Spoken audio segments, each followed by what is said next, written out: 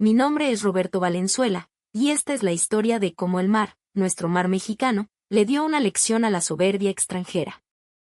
Es una historia de confianza y de elecciones. En la primavera de 2024, cumplí 60 años. Durante 40 de esos años, he dirigido Transportes Marítimos del Golfo, una naviera que mi padre fundó aquí, en el corazón palpitante de Veracruz. Soy un hombre forjado por el salitre y el sol jarocho, un mexicano que cree en su gente. Aquel día, la brisa cargada de humedad y diésel se colaba por la ventana de mi oficina en el puerto. Mis ojos estaban fijos en la Valiente, nuestro viejo ferry, que parecía un guerrero cansado y oxidado. Su silueta se recortaba contra el cielo azul, un recordatorio constante de mi más grande preocupación. Patrón, el motor de la Valiente volvió a fallar, dijo Chuy, mi jefe de mecánicos, entrando con la cara manchada de grasa y el ceño fruncido. Su juventud contrastaba con la vejez de la nave que intentaba revivir. ¿Cuánto tiempo esta vez, Chuy?, pregunté, sintiendo un nudo en el estómago. Híjole, patrón. Por lo menos 2 semanas, si bien nos va. Las piezas ya no las fabrican, hay que pedirlas a Alemania y esperar a que lleguen. No manches. Solté un suspiro largo y pesado. Era la misma cantaleta de siempre. ¿Ustedes conocen bien nuestro México? No somos solo un continente. Somos un archipiélago de sueños. Alrededor de nuestra tierra firme, flotan joyas como Cozumel, Isla Mujeres, Holbox, y cientos de islas y cayos en el mar de Cortés. Son perlas esparcidas sobre el terciopelo azul del Caribe y el Pacífico. Pero detrás de esa belleza de postal, hay una realidad cabrona. Para la gente que vive ahí, para mis compadres isleños, un ferry no es un lujo. Es la sangre que corre por sus venas. Transporta su comida, lleva a sus enfermos al hospital en tierra firme, acerca a sus hijos a las escuelas. Un ferry es su cordón umbilical con el mundo. Cuando tenía 20 años y mi padre me pasó la estafeta, me llevó al muelle, puso una mano en mi hombro y me dijo con esa voz ronca que tenía: hijo, un barco es el corazón de una isla. Si el corazón se detiene, la isla muere. Esa frase se me grabó a fuego en el alma. Durante 40 años, he luchado por mantener ese corazón latiendo. Pero enfrentamos un problema gigantesco. Los puertos de nuestras islas son endiabladamente pequeños y traicioneros. En Holbox, el canal de acceso es tan somero que cualquier barco grande encallaría. En Isla Mujeres, el muelle está siempre atascado de barcos de pesca y yates turísticos. Y ni hablar de los arrecifes de coral que protegen nuestras costas, ecosistemas sagrados que no podemos ni debemos tocar. No podemos simplemente dinamitar la naturaleza para hacer puertos más grandes al estilo gringo. Tenemos que adaptarnos, bailar al son que nos toca el mar. Y ahí estaba mi dilema. Con la Valiente agonizando, ¿qué chingados iba a hacer? ¿Con qué la reemplazaríamos? Don Roberto, el mundo está cambiando. Todos los transportes se están haciendo más grandes, más lujosos. Si queremos atraer al turismo europeo, necesitamos un barco de primera, un monstruo que los deje con la boca abierta, me sugirió Ricardo, mi sobrino, recién graduado con honores en administración de empresas. Entendía su punto. México vive del turismo. Miles de güeros y europeos invaden nuestras playas cada año buscando el paraíso. Un ferry de lujo, con alberca y casino, sería un imán para ellos. Pero una voz en mi cabeza, la voz de mi padre, me susurraba: un barco grande es siempre un buen barco, Roberto. ¿De qué te sirve un palacio flotante si no puede entrar donde se le necesita?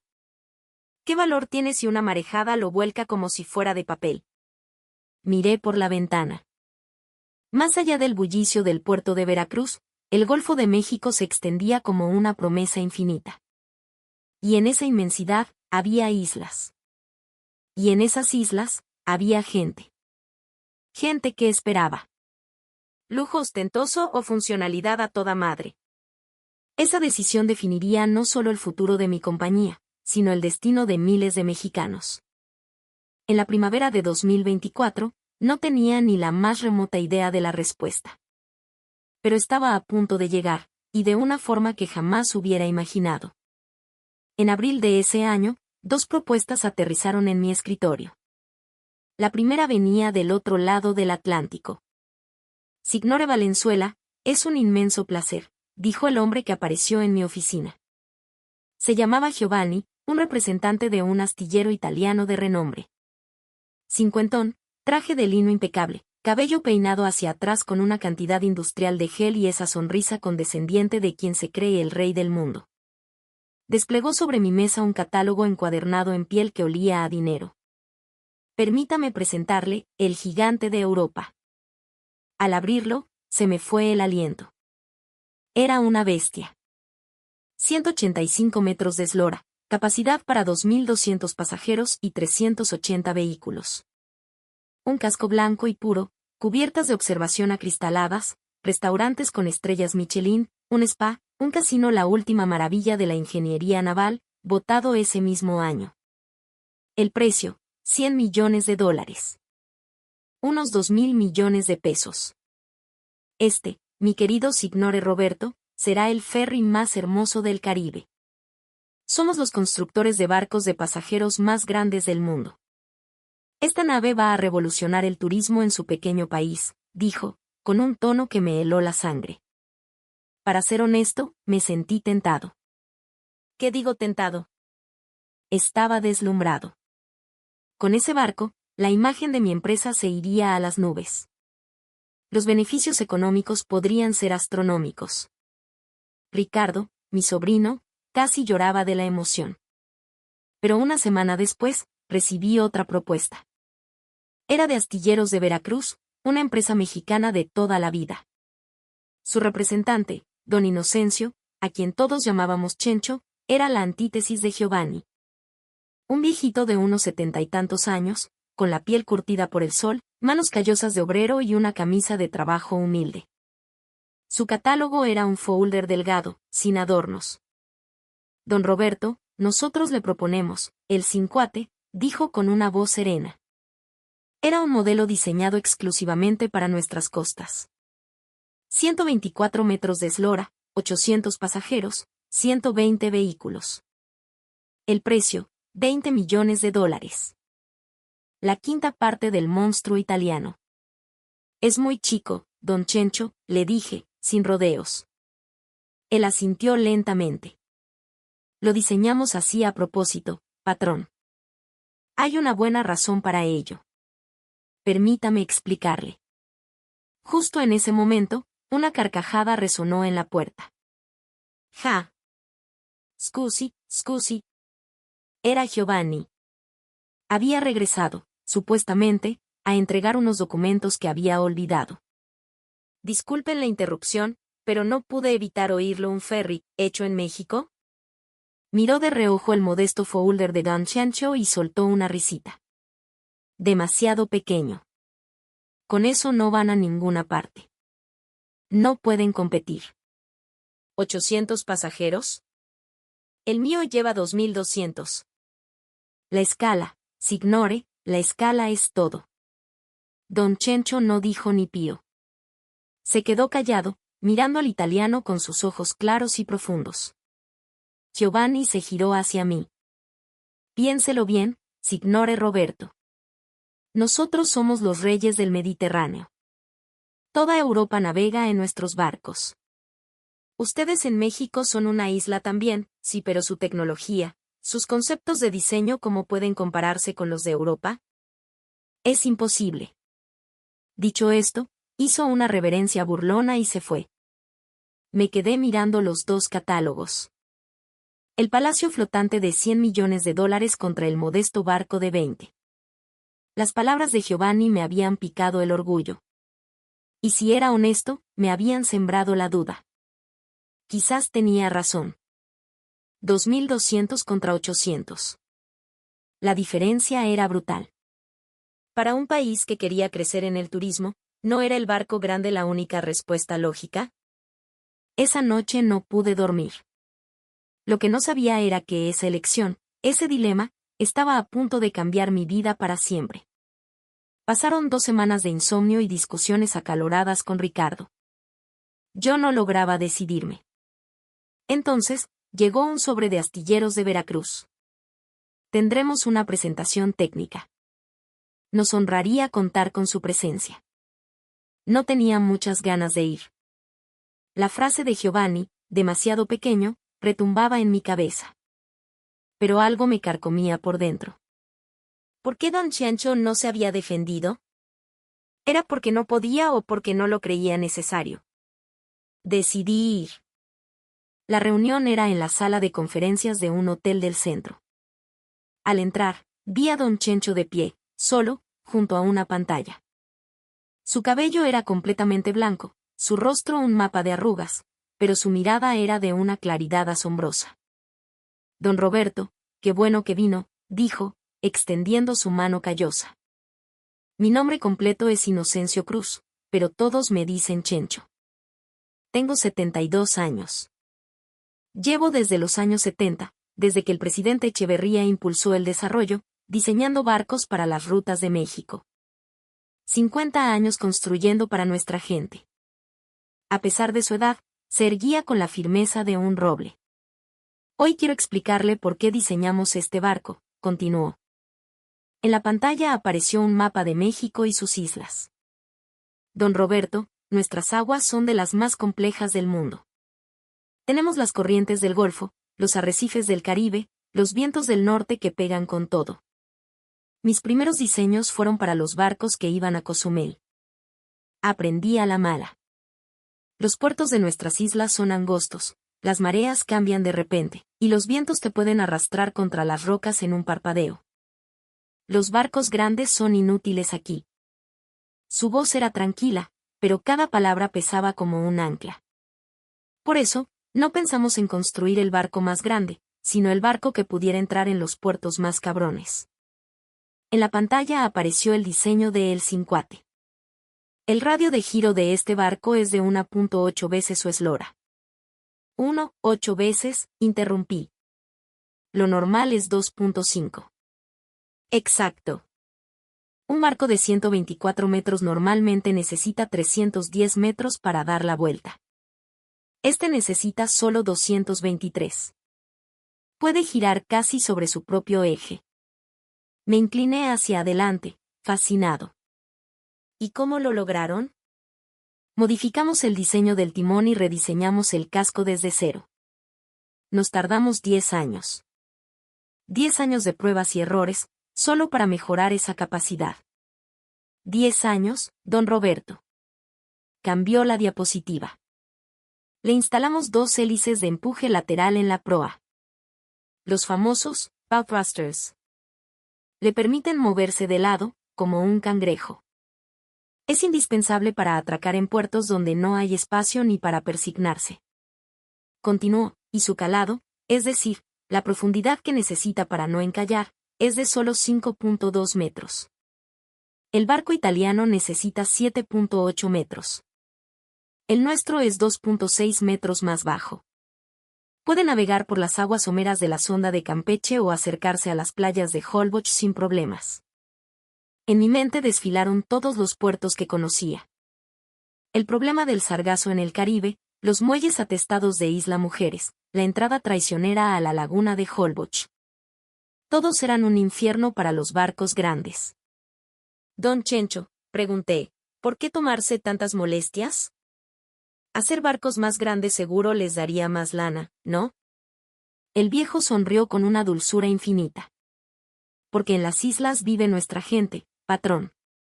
Si el barco no llega, la isla se convierte en una cárcel. Llevamos 50 años construyendo para llegar. Un barco que no llega, no sirve para nada. Sus palabras me sacudieron hasta los huesos. Pero la duda persistía. Pero los turistas ellos buscan el lujo. Restaurantes, casinos, spas, el barco italiano tiene todo eso. ¿Y el suyo? Don Chencho asintió con calma. Tiene razón. En lujo, no podemos competir. Pero dígame una cosa, don Roberto. ¿Cuál es el verdadero valor de un barco? ¿Su lujo o su capacidad de llegar? Los mexicanos somos gente práctica, gente que valora lo que funciona. Deje que los dos barcos hablen por sí mismos. Póngalos a prueba. El mar, nuestro mar, le dará la respuesta. Esa noche, tomé mi decisión. Rentaría ambos barcos. Los pondría a operar en una prueba real. 120 millones de dólares de inversión. Lo vería con mis propios ojos. Descubriría cuál de los dos tenía lo que se necesitaba para servir a mi país. En junio de 2024, mi decisión se hizo realidad. El Gigante de Europa y el Cincuate llegaron al puerto de Veracruz el mismo día. El recuerdo de esa mañana sigue grabado en mi memoria. Híjole, qué pinche monstruo, exclamé sin poder evitarlo al ver al coloso italiano. 185 metros de un blanco inmaculado que brillaba bajo el sol. A su lado, nuestro Cincuate parecía un juguete, un niño junto a un gigante.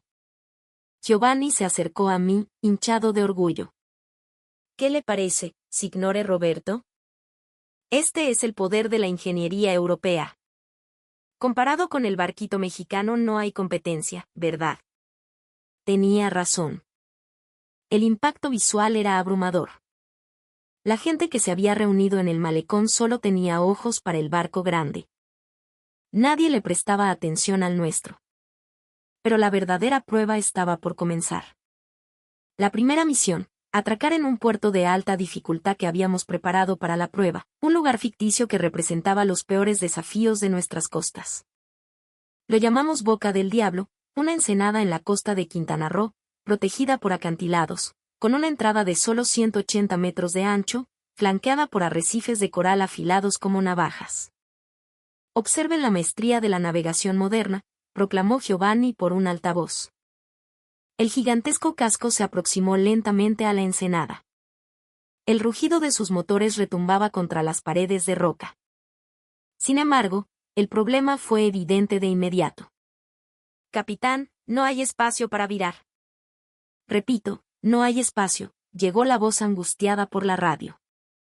Un barco de 185 metros necesita casi medio kilómetro para girar. Allí solo había 180 metros. La nave quedó atascada en la entrada, como un corcho en una botella, incapaz de avanzar o retroceder. Atrás, rápido, atrás. Hay lanchas de pescadores detrás, gritaban en la radio. Desde la orilla, yo veía la escena con el corazón en un puño. El enorme barco parecía torpe, una ballena varada en un estanque. Los pescadores locales, en sus pequeñas pangas, se reían y negaban con la cabeza. Ese pinche monstruo nunca va a entrar ahí, compa, oí decir a uno. Después de 3 horas de maniobras inútiles y peligrosas, el capitán finalmente se rindió. Abortamos el atraque. Es demasiado arriesgado, podríamos golpear el arrecife. Con una lentitud humillante, el Gigante de Europa se retiró mar adentro, sin haber podido siquiera tocar el muelle. El rostro de Giovanni era un poema, rojo de furia y vergüenza. Es culpa de la infraestructura de este país. Estos puertos son primitivos. En Europa no existen lugares así. México debería modernizarse, gritaba, culpando a todo el mundo menos a su barco. Pero yo sabía la verdad. No podíamos cambiar la geografía. No podíamos dinamitar la naturaleza. Entonces, le tocó el turno a el Cincuate. Siendo sincero, no tenía muchas esperanzas. Si el coloso italiano había fracasado, ¿qué podía hacer nuestro barquito? Pero don Chencho, a mi lado, simplemente dijo, mire con atención, patrón. El barco mexicano, capitaneado por el capitán Mendoza, un viejo lobo de mar jarocho, se enfiló hacia la boca del puerto. Y entonces, ocurrió algo increíble. El barco pareció cobrar vida. Las hélices de proa se activaron, y el casco se deslizó de lado, como si estuviera bailando un zapateado. Con su asombroso radio de giro, el barco se acomodó en el estrecho canal con una elegancia que me dejó sin palabras. Babor, libre. Estribor, libre. Preparados para atracar, se escuchó la voz calmada de Mendoza en la radio. 18 minutos. En solo 18 minutos, el Cincuate estaba perfectamente amarrado al muelle. El personal del puerto, Hombres que habían trabajado allí toda su vida y conocían cada roca, estallaron en aplausos. Yo estaba petrificado. No podía creer lo que había visto. Don Chencho se me acercó y me susurró al oído: don Roberto, es un barco que llega. De nada sirve el lujo si te quedas en el camino. Levanté la vista hacia el Cincuate. Sí, era más pequeño. No, no era lujoso. Pero estaba ahí. Había llegado. ¿Esta era la tecnología mexicana? La pregunta salió de mi boca sin que pudiera evitarlo. El barco de $100 millones no pudo entrar. El de 20, sí. Había un valor ahí que ningún número, ninguna cifra, podía medir. Lo de Boca del Diablo fue solo el principio. Llegó el verano de 2024, temporada alta. Los turistas inundaron las islas y nuestros barcos no paraban. El Cincuate no dejó de acumular hazañas. En el abarrotado puerto de Isla Mujeres, entraba y salía con una agilidad felina. En la costa de Yucatán, cuando la marea bajaba y el agua era poco profunda, el barco italiano de gran calado tenía que esperar horas en mar abierto a que subiera la marea, mientras que el Cincuate seguía transportando pasajeros y mercancías sin problemas. El desafío más grande era Holbox. Para llegar al muelle, hay que navegar una ruta en forma de S traicionera, con corrientes y vientos cambiantes. El capitán Mendoza, desde el puente de mando, me dijo un día: este barco es como una extensión de mis manos, patrón. Obedece al instante. Y lo demostraba cada vez, atracando con una precisión milimétrica. En cambio, el gigante de Europa era un elefante en una cristalería. Solo podía atracar en los grandes puertos industriales como Veracruz o Progreso. Las rutas a las islas que habíamos planeado para él eran imposibles. Los ingresos que generaba eran una fracción de lo proyectado. ¿Por qué? Si costó $100 millones, se lamentaba Giovanni, mesándose los cabellos. La prueba de fuego llegó en agosto. Un huracán. Uno de esos monstruos que nacen en el Caribe y que azotan nuestras costas con furia asesina. Huracán Carlota, categoría 4, anunciaban los meteorólogos. Olas de 4 metros, ráfagas de viento de más de 150 kilómetros por hora. La autoridad portuaria emitió la orden: todos los barcos a puerto, se prohíbe la navegación. El capitán italiano de El Gigante fue el primero en reportarse: imposible zarpar. Con este oleaje, la estructura del barco corre peligro. El punto débil del Gigante quedó expuesto. Su enorme eslora de 185 metros lo hacía susceptible a entrar en resonancia con el periodo de las olas largas del Golfo.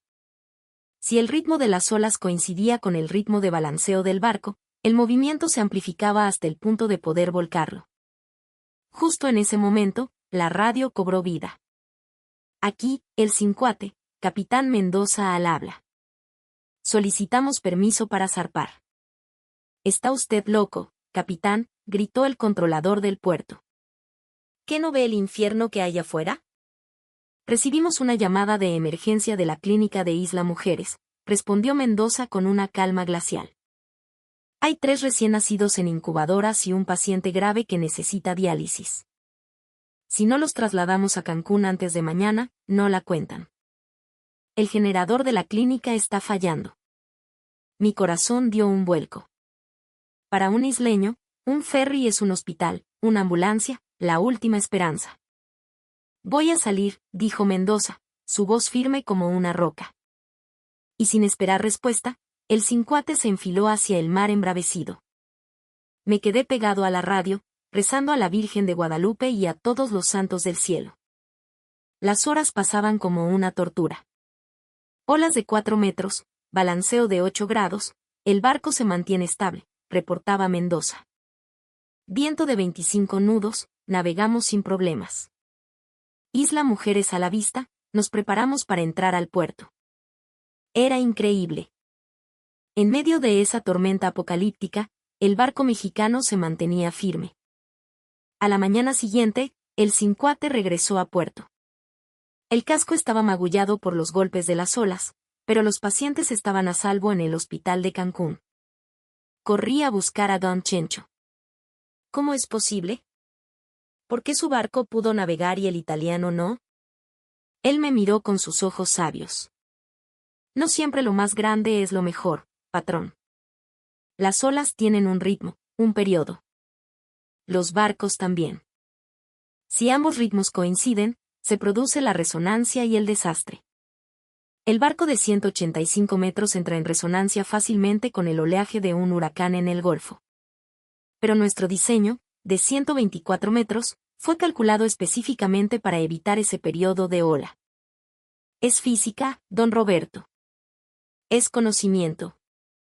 Es diseñar para nuestro mar, no para el Mediterráneo. El 7 de septiembre de 2024, a las 3:42 de la madrugada, un temblor violento me arrancó del sueño.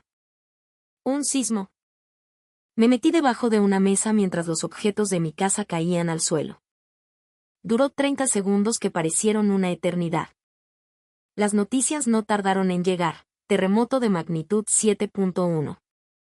Epicentro en el mar, cerca de la costa de Quintana Roo. Cozumel y la Riviera Maya severamente afectadas. Se me heló la sangre. Cozumel, Playa del Carmen eran las rutas diarias de nuestros barcos. El teléfono empezó a sonar como loco. Patrón, el muelle de Cozumel está dañado. Hay deslaves en la carretera a Playa del Carmen. No hay luz.